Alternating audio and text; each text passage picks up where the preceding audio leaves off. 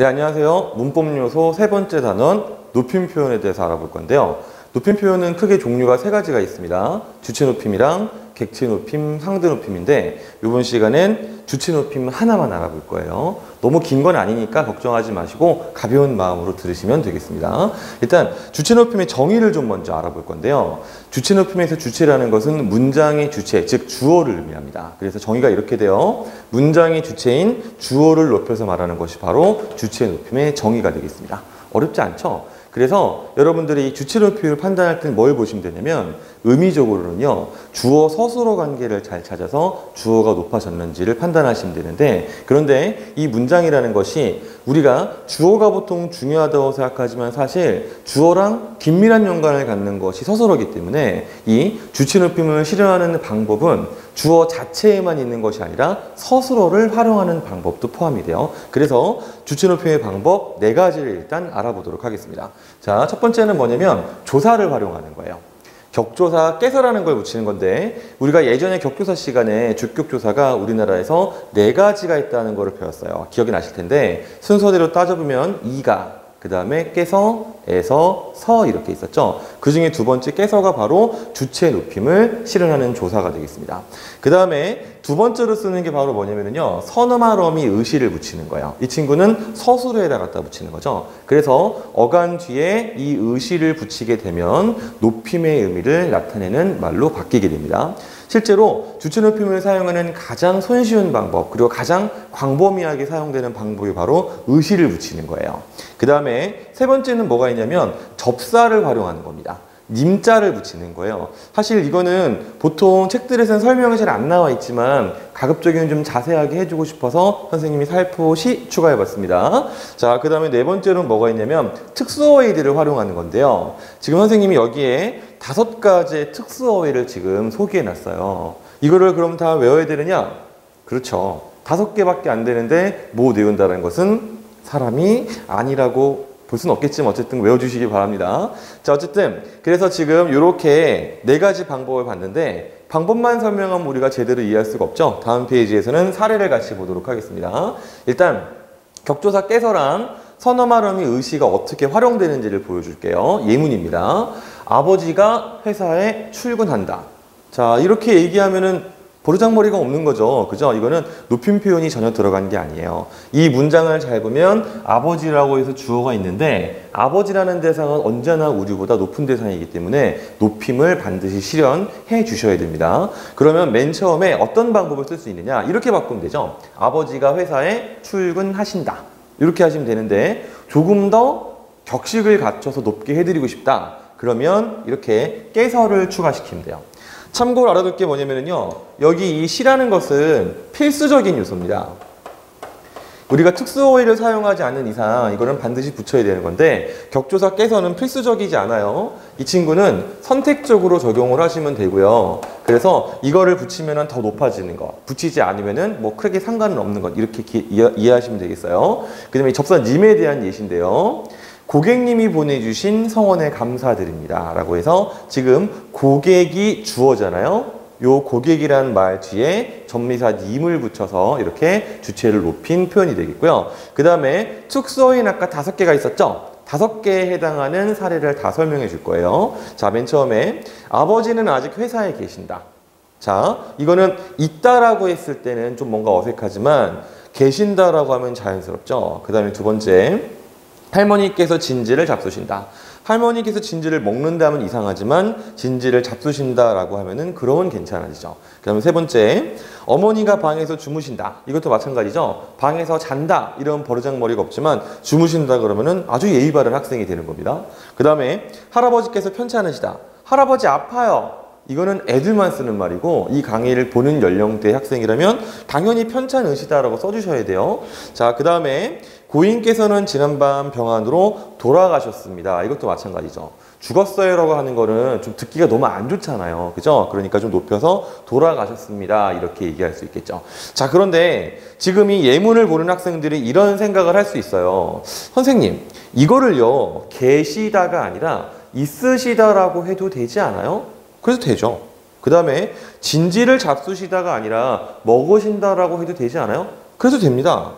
주무신다? 이건 자시다는 좀 되게 어색하죠. 이 경우에는 주무시다를 그냥 쓰는 게 맞겠죠. 그 다음에 편찮으시다도 그냥 아프시다라고 해도 그렇게 어색하진 않습니다. 괜찮아요. 그런데 돌아가셨습니다 같은 경우에는 돌아갔다라고 하면 말이 성립이 안 되죠. 이런 경우에는 돌아가시다를 그대로 쓰는 게 맞습니다.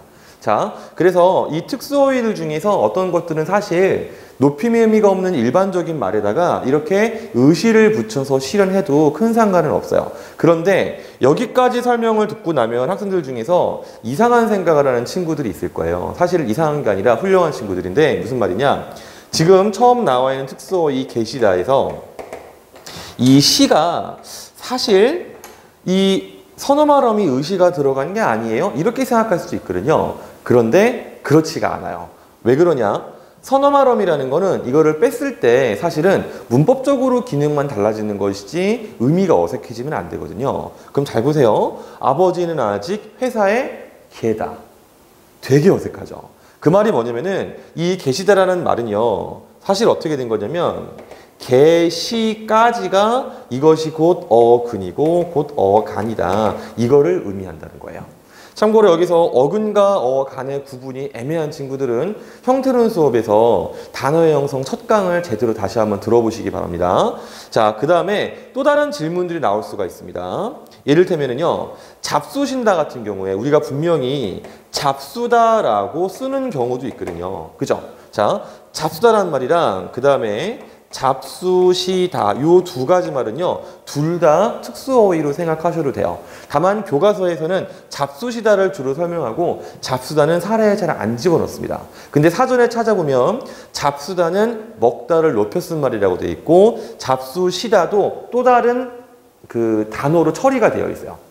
예를 들면은요, 여기 앞에 왔던 출근하시다, 하시다라는 건 단어로 처리 안 했는데 잡수시다는 그냥 단어로 처리가 되어 있어요. 그렇기 때문에 둘 다 그냥 특수어휘로 이해하셔도 좋습니다.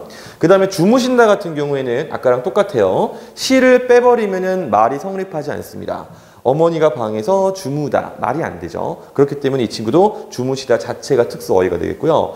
편찮으시다도요, 편찮다라는 말이랑 편찮다랑 그 다음에 편찮으시다 있죠. 둘 다 그냥 이 주체 높임의 특수어휘로 보통 처리를 합니다. 다만 교과서에서는 주로 이거를 그냥 실어 놓은 거예요. 알겠죠? 자, 이렇게 해서 지금 특수어휘까지 사용해서 주체 높임의 사례를 만드는 걸 봤는데 이건 지금 선생님이 방법이랑 사례만 설명한 거고 주체 높임의 종류를 설명한 건 아니에요. 주체 높임에는 종류가 두 가지가 있어요. 다음 페이지에서 그거를 살펴보겠습니다.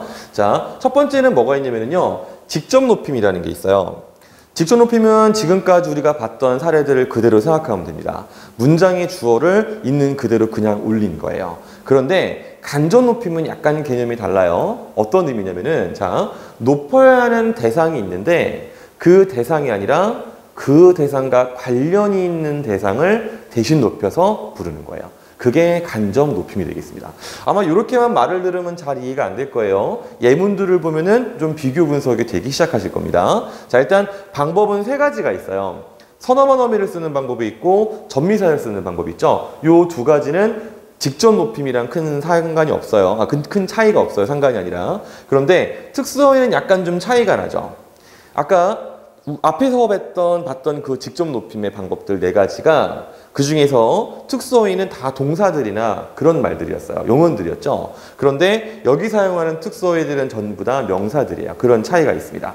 이제 예문을 보고 좀 자세하게 이해해 볼게요. 자, 첫 번째, 할머니께서는 귀가 밝으시다. 자, 사실 이거는 견문장이죠. 무슨 견문장이냐면 서술절을 아는 문장인데 뭐 여기선 이거를 분석하는 게 목적이 아니니까 귀에 대해서만 생각하겠습니다. 자, 이 귀라는 거는 그냥 이거예요. 이거 자체가 높고 낮은 건 의미가 없는데 문제는 뭐냐면 할머니의 부속물인 거죠. 즉 우리가 높여야 하는 대상이랑 관련된 대상의 귀이기 때문에 귀랑 직접적인 관련을 맺고 있는 박다라는 이 서술어 있죠. 여기에다가 의시라는 선어머러비를 붙여준 겁니다. 이런 식으로 간접 높임을 실현한 거예요. 하나 더 보겠습니다. 자, 이번에는 님을 활용한 건데 교장 선생님의 따님이 이 자리에 오셨대요.